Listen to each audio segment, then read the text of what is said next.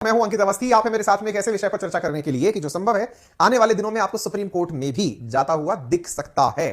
कारण है क्योंकि सुप्रीम कोर्ट के अंदर जिन विषयों पर बात होती है वो भारतीय संविधान से जुड़े होते हैं। भारतीय संविधान में एक बहुत बड़ा मुद्दा है और वो है फ्रीडम ऑफ एक्सप्रेशन का। फ्रीडम ऑफ एक्सप्रेशन जो कि भारत के मूल अधिकारों में, भारतीय संविधान के मूल अधिकारों में आर्टिकल 19 क्लॉज 2 में दिया गया है। यदि भारत के मूल अधिकार में दिया गया फ्रीडम ऑफ एक्सप्रेशन, जिसके तहत पत्रकारिता आती है, यदि उसके तहत बनाई गई एक डॉक्यूमेंट्री प्रसारित की जाती है, लोगों को दिखाई जाती है, तो यह फ्रीडम ऑफ एक्सप्रेशन है या फिर किसी व्यक्ति के निजी अधिकारों पर हमला है। ऐसी स्थिति में यहां पर एक बड़ा मुद्दा बनता है और वो ये है कि आर्टिकल 19 क्लॉज 2 के तहत फ्रीडम ऑफ एक्सप्रेशन को ध्यान में रखते हुए क्या बीबीसी की डॉक्यूमेंट्री जो कि 17 जनवरी को पहली बार पहले एपिसोड के साथ रिलीज की गई थी, उसे पब्लिकली दिखाया जाना चाहिए या फिर युक्तियुक्त प्रतिबंध जो उसके अंदर दिए गए हैं आर्टिकल 19 के तहत, उन्हें ध्यान में रखते हुए इसे प्रतिबंधित कर दिया जाना चाहिए। तो मैं पहले ही अपना कॉल दे देता हूं कि यह मुद्दा सुप्रीम कोर्ट में जाने लायक है। लेके कौन जाता है वो जाने। अपन शुरू करते हैं आज के विषय को जिसके तहत यह बहस छिड़ रही है। क्या है कहानी? हाल ही में बीबीसी के द्वारा, ब्रिटिश ब्रॉडकास्टिंग कंपनी के द्वारा एक डॉक्यूमेंट्री बनाई गई है। बीबीसी, जिसके अपन देश में भी बीबीसी हिंदी के नाम से यूट्यूब चैनल चलता है, ब्रिटेन की आजादी, भारत की आजादी से पूर्व ही ब्रिटेन के अंदर एक सरकारी मीडिया चैनल हुआ करता था। उस चैनल के द्वारा मोदी जी के ऊपर, गुजरात दंगों के ऊपर एक वो बनाई गई है, डॉक्यूमेंट्री बनाई गई है। उस डॉक्यूमेंट्री को उन्होंने यूट्यूब पर रिलीज किया, लेकिन भारत सरकार ने कौन से कानून के तहत उसे पूरे ऑनलाइन प्लेटफॉर्म से हटवा दिया, आज के सेशन में आपको यह भी जानना होगा। लेकिन उस विषय को ध्यान में रखते हुए एक बड़ा प्रश्न उठा और वो प्रश्न ये है कि क्या भारत सरकार ने, देखिए सुप्रीम कोर्ट में जाएगा या नहीं जाएगा वो नहीं पता है, लेकिन इससे पहले दुनिया के लिए अपने आप को सुप्रीम कोर्ट समझने वाला अमेरिका, वहां यह मुद्दा पहुंच चुका है। अमेरिका के अंदर कौन लेकर गया इस मुद्दे को कि हां साहब अमेरिका वालों आप बताओ, इंडिया सरकार के द्वारा बीबीसी की डॉक्यूमेंट्री को इंडिया में प्रसारित नहीं होने दिया जा रहा है, आपकी नजर में यह न्याय है या अन्याय है? लेकर कौन गया इस जानकारी को? आप खुद से कॉल ले लो, कौन ले जा सकता है इस तरह की जानकारी को? बट ऑब्वियस है कि पाकिस्तान लेकर गया। पहले भी पाकिस्तान 2 दिन पहले इस मुद्दे को ले जा चुका था। वहां पर विदेश मंत्रालय के प्रवक्ता नेड प्राइस के सामने 2 दिन पहले सवाल पूछा गया था कि बीबीसी की डॉक्यूमेंट्री है जो इंडिया में प्रसारित होनी थी वो नहीं होने दी जा रही है, आपकी क्या राय है? नेड प्राइस ने कहा मुझे विषय की जानकारी नहीं है, लेकिन भारत और अमेरिका बहुत अच्छे साथी हैं, दोनों एक साथ एक अच्छे लोकतांत्रिक रिश्ते साझा करते हैं, दोनों की डायस्पोरा एक दूसरे के साथ काफी अच्छे से संबंधित है। तो ऐसी स्थिति में मैं इस विषय में बारे में तो नहीं जानता, लेकिन इंडिया के बारे में जानता हूं। वो जवाब देकर निकल लिए थे। फिर से पाकिस्तानी एक पत्रकार निकल कर आता है जो कि आज में एक सवाल पूछता है नेड प्राइस से। फिर से प्रवक्ता जैसे खाली बैठे थे जवाब देने के लिए, उनसे पूछा सर एक बात बताइए, बीबीसी की डॉक्यूमेंट्री इंडिया में नहीं दिखाई जा रही है। मतलब एक प्रकार से सुप्रीम कोर्ट तो इंडिया में है, लेकिन अमेरिका के अंदर सुप्रीम कोर्ट अगर है, अगर अमेरिकी सुप्रीम कोर्ट अगर है, तो उसमें भारत के मामलों को लेकर कौन जा रहा है? तो वो पाकिस्तान है। और वो मामला लेकर जा रहा है कि सर बीबीसी वालों की डॉक्यूमेंट्री जिसमें मोदी जी को गुजरात के दंगों का जिम्मेदार बताया गया है वो नहीं दिखाई दी जा रही है, आपकी क्या राय है? नेड प्राइस ने बोला यार देखो, अगर कोई भी न्यूज चैनल है वो अपनी कोई चीज दिखा रहा है तो ऐसी स्थिति में हमें फ्रीडम ऑफ एक्सप्रेशन यानी प्रेस की स्वतंत्रता के बारे में, अभिव्यक्ति की आजादी के बारे में बात करनी चाहिए। बस तो अचानक खबर बनती है कि बीबीसी डॉक्यूमेंट्री पर अमेरिका ने बदला अपना स्टैंड। जहां पहले कह रहे थे कि भारत और अमेरिका एक दूसरे के साथ लंबे लोकतांत्रिक रिश्ते साझा करते हैं, अब आप बोल रहे हो कि वहां पर फ्रीडम ऑफ एक्सप्रेशन के साथ दिक्कत आ गई है। इसका मतलब या तो पहले लोकतंत्र नहीं था या अब लोकतंत्र नहीं है, क्योंकि लोकतंत्र का मूल आधार है फ्रीडम ऑफ एक्सप्रेशन। बड़ा ट्रिकी हो गया मामला। खैर, अब इस पूरे मुद्दे को मैं आपको डिटेल में लेकर चलता हूं, स्लाइड दर स्लाइड विद गवाह आपको सामने प्रस्तुत करता हूं। आपकी अपनी क्या राय है वो सेशन के अंत में दे लेना। देश भर में क्या हुआ, कैसे हुआ, वो मैं आपको आज के सेशन में साझा कर दूंगा। बाय द वे, मैंने इसके ऊपर ऑलरेडी एक सेशन किया हुआ है जिसमें कि भारतीयों के द्वारा जब बीबीसी के ऊपर ये जब वेबसाइट की बात आई थी, ये न्यूज की बात आई थी, तब ट्रेंड कर गया था इंडिया के अंदर कि ज्यादा हिम्मत है बीबीसी वालों तो जाओ और विंस्टन चर्चिल के ऊपर जाकर डॉक्यूमेंट्री बनाओ। विंस्टन चर्चिल जैसे भारत में लगभग 40 लाख लोगों का हत्यारा माना जाता है, जिसकी वजह से बंगाल में जो फेमाइन आया था उस फेमाइन का जिम्मेदार जिसे माना जाता है वो विंस्टन चर्चिल है। बीबीसी को लोगों ने चैलेंज कर दिया, अगर हिम्मत है तो जाओ और विंस्टन चर्चिल पर वीडियो बनाओ। खैर, उस बात को तो बात निकल चुकी है। हालांकि हमने इस सेशन के अंदर बीबीसी की डॉक्यूमेंट्री की चर्चा की थी। बीबीसी की डॉक्यूमेंट्री को अपने सेशन में हमने साझा करते हुए कहा था कि भारत के लोगों के द्वारा या भारत के जो प्रवक्ता हैं उनके द्वारा इसे कॉलोनियल माइंडसेट बताया गया कि ये आज भी डिवाइड एंड रूल करके ही चीजें प्रसारित करते हैं। बीबीसी को इसलिए भारत के अंदर प्रसारित नहीं होने दिया गया। अब चूंकि अमेरिकी खबर छपती सपोर्ट फ्री प्रेस या फिर we support importance of free press, तो यह खबर स्वतः ही सुर्खियों में आनी ही थी। क्यों? क्योंकि पाकिस्तान को और पाकिस्तान के विचारों से समर्थन रखने वाले लोगों को लगता है कि भारत के अंदर अगर न्याय देना है तो अमेरिका देगा, भारत की प्रशंसा करेगा तो अमेरिका करेगा। ऐसी स्थिति में वहां पर पाकिस्तानी पत्रकार के द्वारा जो सवाल पूछा गया वो हमारे देश की सुर्खी बन गया।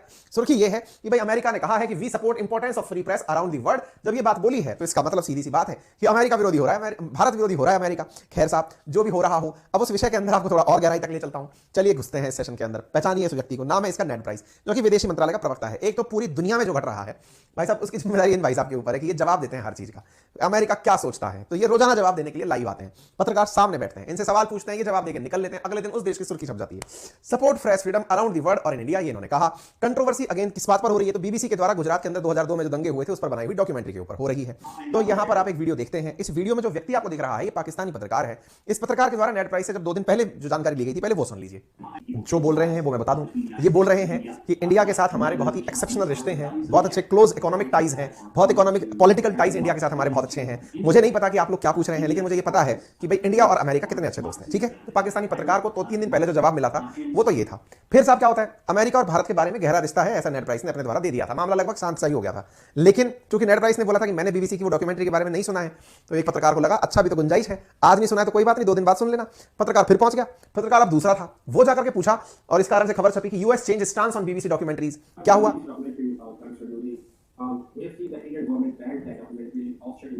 ये पत्रकार है पाकिस्तान का एक न्यूज चैनल है ARY। अच्छा, इन लोगों को खुद की चिंता नहीं है, दुनिया भर की चिंता है इनको। अब ये एक नई बात बोल दिया कि हाँ भाई हम प्रेस फ्रीडम का समर्थन करते हैं, बस छप गई खबर। इसने सवाल क्या पूछा था, असल में ARY का पत्रकार है, इसने पूछा था, थैंक यू सो मच, इसका नाम है जहनबाज, है ना, क्या नाम है, जहान जैब, ARY न्यूज से। This is about a BBC documentary on PM Modi, we have seen that Indian government banned that documentary, also shutting down universities, colleges and even banned all social media links. यानी India में क्या हो रहा है यह बात पाकिस्तानी बताने के लिए अमेरिका गया है और बताता है कि इंडिया के अंदर यूनिवर्सिटी, कॉलेजेस, सोशल मीडिया, इन सब पर बैन लग गया है। बिल्कुल चाइना हो गया India. Do you think it's a matter of press freedom और freedom of speech? Ned Price बोलते हैं, I will say generally when it comes to this we support the importance of free press around the world.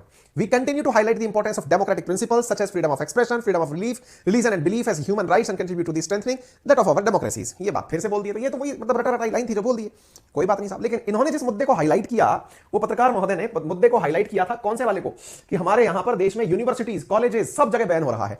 भाई साहब इनको कैसे पता India में क्या हो रहा है, हम मेहनत करते हैं इसलिए दिखता है इनको। क्या दिख रहा है, तो चलिए मैं दिखाता हूं। इंडिया के अंदर JNU, Jamia, Punjab university, Hyderabad university, वहां पर जो भी, अब देखो सिंपल सी बात यह है, इस वीडियो को हटाया किसने, सरकार ने। सरकार किसकी, एनडीए की सरकार, बीजेपी की बहुमत वाली सरकार। ऐसी स्थिति में यदि किसी को इससे आपत्ति होगी तो स्वतः ही स्वाभाविक सी बात है कि जो सरकार के विपरीत विचारधारा के लोग होंगे उनकी होगी, वो किस विचार को प्रमोट करेंगे, हटा क्यों रहे हो। अगर तुम में ताकत है सच्चाई सुनने की, लोकतंत्र का मतलब क्या है, freedom of expression and speech, अगर ऐसा है तो हटा क्यों रहे हो, बोलने दो। ऐसे तो कल को आपके खिलाफ कुछ भी कोई बोलेगा, आप तो सब चीज प्राइवेट मरवा दोगे कि नहीं ये डिफेम कर रहा है। जो घटना हुई है उसके ऊपर डॉक्यूमेंट्री आई है तो उसे दिखाया जाना चाहिए, बस ऐसा कह करके फिर साहब JNU के अंदर शुरू हो गया मामला। JNU के अंदर छात्रों ने बकायदा 9 बजे इस डॉक्यूमेंट्री की स्क्रीनिंग रखी, कहीं से ले आए होंगे वीडियो वगैरह ये, और यहां आकर के बकायदा लोगों को QR कोड के माध्यम से, QR कोड स्कैन करो, मोबाइल में खुद से डॉक्यूमेंट्री चलने लग जाएगी। लेकिन ये डॉक्यूमेंट्री चला ही रहे थे, कुछ यहां पर बंदे पहुंच गए साहब, उन्होंने पत्थर फेंक दिया उन पे, लाइट वाइट बंद कर दी, इंटरनेट बंद कर दिया। तो ऐसी स्थिति में जो छात्र संघ अध्यक्ष है आईसी, उन्होंने 25 लोगों के खिलाफ शिकायत दर्ज कराई है। ये JNU के अंदर होती हुई भीड़ और दंगे आप देख सकते हैं, यहां पर साफ प्रदर्शन हो रहा है। अच्छा JNU क्या है ना, पूरे देश के अंदर लगता है एक ही यूनिवर्सिटी है जहां कैमरे वाले, क्योंकि कैमरे वालों का भी ऑफिस दिल्ली बैठता है ज्यादातर, नोएडा में ही है ये लोग, लेके कैमरे में पहुंच गए कि JNU में क्या हो रहा है। जितनी भीड़ नहीं उससे ज्यादा कैमरे, क्योंकि यहां पर लगता है 140 करोड़ लोगों का प्रतिनिधित्व होता है कि भाई 140 करोड़ लोग हैं, जितने भी स्टूडेंट्स पढ़ने वाले हैं उनका प्रतिनिधित्व JNU करता है। कैमरे वाले लेकर पहुंच गए, यहां देखते हैं JNU में क्या हो रहा है। ये अचानक मतलब सुर्खियों में आ गया, ये भी एक पब्लिसिटी है हो गई साहब। यहां पर होकर के यहां पे पुलिस मतलब ये मारधाड़ हो रही है, लोग गिरफ्तार हो रहे हैं। इसके बाद में 13 student detained for organising BBC documentary screening at Jamia, not yet released by police. अब जब JNU में हुआ तो जामिया मिलिया इस्लामिया जो भी दिल्ली में ही इस यूनिवर्सिटी है, वहां पर भी डॉक्यूमेंट्री के प्रसारण की कोशिश की गई, वहां 13 लोगों को गिरफ्तार कर लिया गया। इसके साथ साथ पंजाब यूनिवर्सिटी के अंदर तो बकायदा चला के दिखाई दी गई, और जब चला के दिखा दी गई तो फिर उसको बीच में लोगों को पता चला तो जाके रुकवाया गया उसको।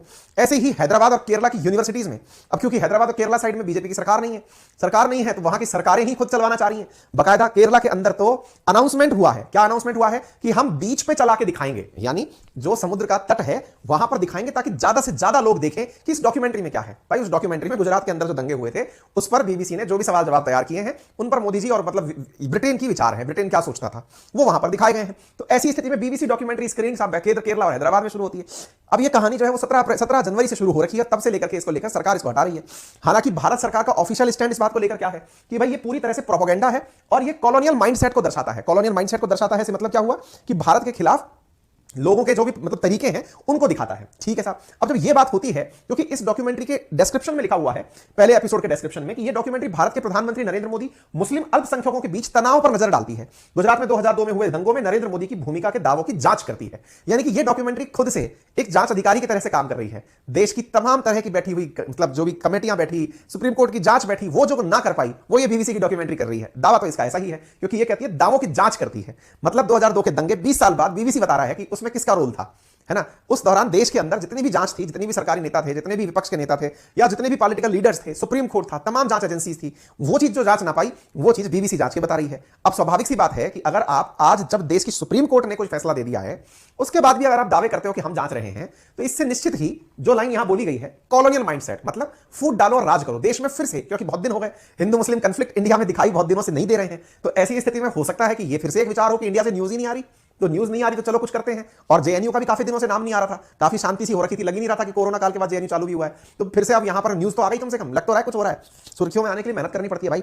अब एक सवाल बनता है यहां पर, और वो क्या है? सवाल ये बनता है कि साहब यहां पर क्या है वो लॉ जिसके माध्यम से ये माना गया है कि फ्रीडम ऑफ एक्सप्रेशन है या नहीं है? तो देखिए, there are certain restrictions in article 19 clause 2 to protect the nation and its integrity. The restrictions can be imposed in case of threat. देखिए क्या है, हमारे भारत के संविधान में जो मूल अधिकार दिए गए हैं, उसमें आर्टिकल 19 क्लॉज 2 लिखता है क्या, कि as a heart of declaration in article 19 is state everyone has the right to freedom of opinion and expression. यानी हर व्यक्ति को अपनी राय और एक्सप्रेशन देने का अधिकार है। लेकिन ये विदेशी लोगों पर भी लागू होता है, ये कहां लिखा हुआ है?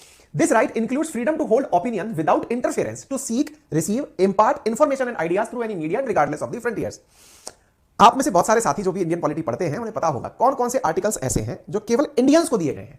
यदि आप जानते हैं तो कमेंट बॉक्स में लिख सकते हैं, विदेशियों को नहीं उपलब्ध है। बीबीसी ये आर्टिकल का लाभ लेकर काम कर रही है, हालांकि कहती है कि वो बीबीसी इंडिया के द्वारा लिया गया है। खैर, अब फिलहाल के लिए हमारे देश के अंदर जो भी मूल अधिकार हैं वो एब्सोल्यूट नहीं है, उनके ऊपर युक्ति युक्त प्रतिबंध हैं, यानी उन पे भी रेस्ट्रिक्शंस हैं रीजनेबल तरीके से। जैसे यदि कोई भी अभिव्यक्ति देश की संप्रभुता और इंटीग्रिटी को नुकसान पहुंचाती हो, या कोई भी एक्सप्रेशन देश के विदेशों के साथ संबंधों को नुकसान पहुंचाती हो, देश में न्याय व्यवस्था और मोरालिटी नैतिकता जो है इनको नुकसान पहुंचाती हो, या फिर कंटेम्प्ट ऑफ कोर्ट करती हो, न्यायपालिका की अवहेलना करती हो, कारण क्योंकि न्यायपालिका का भी आदेश सर्वमान्य है, और किसी को डिफेम करती हो, तो ऐसी चीजों के ऊपर प्रतिबंध लगाया जा सकता है। या फिर वो किसी की वजह से ऑफेंस क्रिएट करती हो, इन पर प्रतिबंध लगाया जा सकता है। तो अब सवाल यह बनता है, सही क्या है? दिखाना सही है या फिर defamation of contempt of court करना सही है? क्योंकि दोनों ही बातें मूल अधिकार में लिखी हैं। मूल अधिकार अधूरा पढ़ा जाए कि नहीं मूल अधिकार है कि दिखाया जाना चाहिए, तब तो लगता है कि नहीं साहब ये तो हमारे मूल अधिकार से कोई वंचित कर रहा है हमें। लेकिन अगर उसको हम रीजनेबल रेस्ट्रिक्शंस के साथ पढ़ते हैं तो लगता है कि सरकार ने सही किया। अब यह फैसला कौन करेगा कि सही है या गलत है? तो मुझे लगता है कि यह मुद्दा आगे चल के कोई ना कोई सामाजिक कार्यकर्ता ऐसा जरूर होगा जो इस मुद्दे को भी सुप्रीम कोर्ट में लेकर जाएगा और कहेगा कि सर देख लो, बीबीसी को ये कुछ करने नहीं दे रहे, तो सर आप बताइए क्या अखबारों को काम करना रोक देना चाहिए? दूसरा जो सरकार की तरफ से पक्ष लेने जाएगा वो कहेगा कि सर क्या किसी का डिफेमेशन सही है? बस इस बात के ऊपर जो निर्णय आएगा वो सुप्रीम कोर्ट के वर्डिक्ट के रूप में होगा। हालांकि अभी तक सुप्रीम कोर्ट का वर्डिक्ट या सुप्रीम कोर्ट में केस तक गया है या नहीं गया, इसकी कोई जानकारी नहीं है। दुनिया भर की राजनीति आपने सुन ली, अब देश की राजनीति भी आ जाती है। राहुल गांधी जी क्या बोले? राहुल गांधी जी ने कहा, truth shine bright has नेस्टी habit of coming out. मतलब कुल मिलाकर यह है, सच छिपता नहीं है, वो बाहर आता है। कौन सा सच? अगेन यहां पर एक फिर से सवाल खड़ा हो गया। 2002 के दंगे से लेकर के 2014 में जब बीजेपी की सरकार आई, उस बीच में केंद्र में जो सरकार थी या सुप्रीम कोर्ट थी, वो कौन सा सच नहीं ला पाई जो अब बीबीसी ले आई? ये भी एक बहुत बड़ा सवाल है। ऐसी स्थिति में फिर ये सवाल जब ये करते हैं कि सत्य छिपता नहीं है, वो वापस बाहर आता है, इसने एक फिर से राजनीतिक तूल को जन्म दे दिया कि कामयाब हो गए वो लोग। कौन लोग कामयाब हो गए? ब्रिटेन वाले। कैसे कामयाब हो गए? भारत के लोगों को भिड़ाने में कामयाब हो गए। एक राजनीतिक तूल और एक राजनीतिक मुद्दा दे दिया, राहुल गांधी जी का बयान आ गया। इससे प्रेरणा मिल गई किनको? केरल के अंदर जो कम्युनिस्ट और कांग्रेसियों की सरकार है उनको। उन्होंने कहा हम तो भाई बैठ करके इस बात की प्रॉपर तरीके से लोगों को दिखाने का निर्णय लिया गया। ठीक है साहब, अब आ गया राजनीतिक मुद्दा आ गया ये। अब ये राजनीतिक मुद्दा आ गया इस बात से, हालांकि केरल के ही एक कांग्रेसी नेता ने अपने पद से ही इस्तीफा दे दिया, ये कहते हुए कि दूसरे देश के लोगों को हमारे देश के मुद्दों में इंटरफेयर करने की इजाजत क्यों दी जा रही है, या दूसरे देश की जो संस्था है ये कौन है? कांग्रेस के पूर्व मुख्यमंत्री जो केरल से थे, ए के एंटनी, उनके बेटे हैं। उन्होंने कांग्रेस से अपने पद से इस्तीफा इसलिए दे दिया, ये कहते हुए कि बीबीसी कौन होता है हमारे देश के अंदर बताने के लिए कि क्या उसका निर्णय है। वो कोई एजेंसी, कल को कोई फिर को न्यूयॉर्क टाइम्स आ जाएगा, वाशिंगटन पोस्ट आ जाएगा, तो हमारे देश के अंदर मतलब हमारा कॉन्फिडेंस इतना पुअर है क्या अपनी जांच एजेंसीज पर, अपनी सरकारों पर, अपनी संस्थाओं पर, कि कोई और बता रहा है तो वो मान ले रहे हैं? मतलब आप विचार करिए, वास्तविकता है कि हम भारतीयों का विश्वास अपने ऊपर कितना कम है। और ये शायद मतलब कंटेंट की कमी कहते हैं ऐसी चीज को, कि इंडिया की सुप्रीम कोर्ट ने चाहे जो कहा हो, भारत की जांच एजेंसीज ने चाहे जो कहा हो, जांच एजेंसी के साथ साथ जो आयोग बने उन्होंने जो कहा हो, वो एक तरफ, बीबीसी ने जो कहा कहा वो सब जगह दिखाया जाना चाहिए। और ये कौन लोग कर रहे हैं? जेएनयू के छात्र या फिर जो बड़े बड़े राजनीतिक नेता हैं, वो ये मानते हैं नहीं नहीं नहीं, अब डिसीजन हो गया। ये बिल्कुल वही हमारी कॉलोनियल माइंडसेट है। आपको पता है इंडियंस की एक बहुत बड़ी दिक्कत क्या है? इतिहास भी जो विदेशियों ने हमारे बारे में लिखा उसको तो बड़े गर्व से कहा जाता है। जैसे राजस्थान के इतिहास को जब पढ़ते हैं तो कर्नल जेम्स टॉड का नाम सबसे ऊपर आता है। कर्नल जेम्स टॉड ने कहा कि यह किला तो ऐसा था, तो वाह साहब वाह। लेकिन साहब हम रियल में जो थे, हमारे लोग जो कहते हैं उसको हम नहीं मानते। तो ये निश्चित ही ये हमारी जो हमारे इतने दिनों तक ब्रेन वॉश किया गया हमारे दिमाग के अंदर विदेशियों ने, उसका एक इंपैक्ट हो सकता है। तो इस बात को लेते हुए कांग्रेस के एक नेता के बच्चे ने अपने पद से इस्तीफा दे दिया। बोले भाई देखो अपन रिजाइन कर रहे हैं पद से, देश के अंदर देश के मामलों में हम लोग डिसाइड कर सकते हैं, दूसरे को हम ना दें। चलिए कोई बात नहीं साहब। अब बात आगे निकलती है, इनका रेजिग्नेशन लेटर है। अब मुद्दा पहुंचता है कि भाई एक बात बताइए, इस बात पर ब्रिटेन गवर्नमेंट क्या कहती है? जिस देश के यहां से ये कारनामा हुआ है वहां क्या चल रहा है?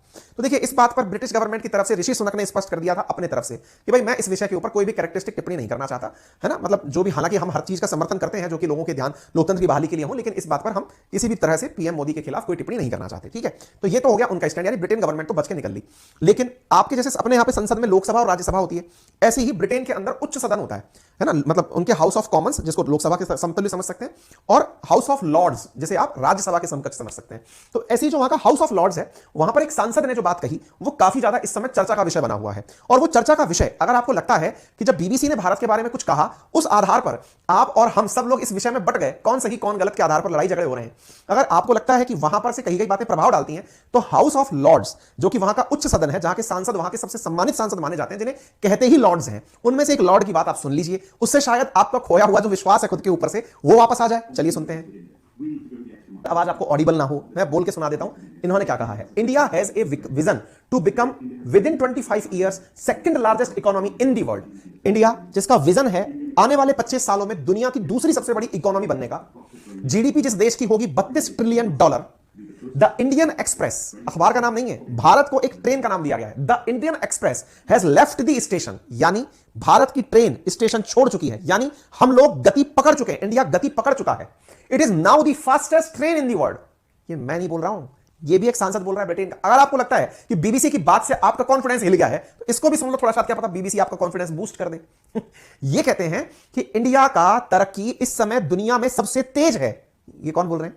ब्रिटेन के हाउस ऑफ लॉर्ड्स के व्यक्ति बोल रहे हैं। The fastest growing major economy, दुनिया में सबसे तेजी से बढ़ने वाली बड़ी अर्थव्यवस्था इंडिया है। यूके को चाहिए कि it's closest friend and partner, कि वो इंडिया के साथ एक अच्छा मित्र और सहयोगी बनकर रहे। और क्या कहा? मोदी जी के बारे में भी इसने कहा, और मोदी जी के बारे में इसने ये कहा कि इंडिया के मोदी है ना, सुनो देखो, Narendra Modi as a boy जिसने चाय बेची थी, आज नरेंद्र मोदी इस प्लेनेट अर्थ पर सबसे पावरफुल लोगों में से एक हैं। अब आप देख लो, BBC versus House of Lords का एक लॉर्ड। बातें आपकी हैं। कुल मिलाकर जी बात यह है, अपने ऊपर कॉन्फिडेंस रखो, संस्थाओं पर विश्वास रखो, अपना जो संविधान है उस पर विश्वास रखो। बाहर की चीजों से अगर इतना जल्दी प्रभावित हो जाओगे तो कोई भी मसाले डाल के भुन के फिर से खा जाएगा हमको।